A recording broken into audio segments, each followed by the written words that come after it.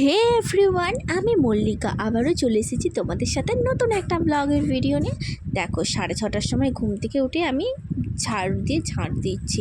কেন বলো তো, প্রত্যেক মেয়েদের এটাই কাজ, ঘরে ঝাড় দেবে, জল তুলবে।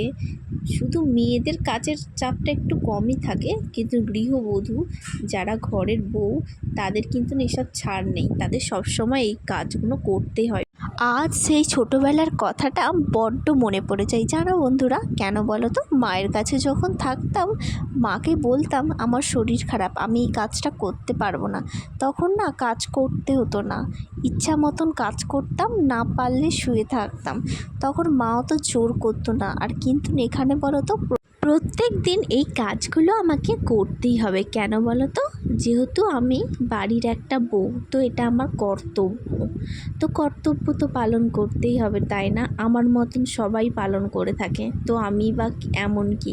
সব কাজের মধ্যে আর একটা কথা তোমাদের বলাই হয়নি, আমাদের এখানে না টাইম কল নেই। তো টাইম কলের জলটা আমাদের অনেকটা দূর থেকেই আনতে হয়।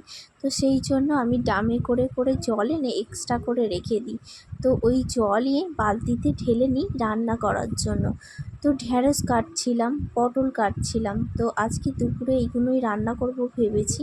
তো তাই জন্য সবজিগুলো কেটে দিয়ে আর ইন্ডাকশানে ভাত বসিয়ে দিয়েছি। তারপরে দুপুরের দিকে বিছানাটা গুছিয়ে নিয়ে বিছানা গোছানা শেষ করতে করতেই আমি মেয়ে স্নানের জল বসিয়ে দিয়েছি। আর এই দেখো আমার আজকে দুপুরের লাঞ্চের খাবার, ডাল করেছি, ভাত।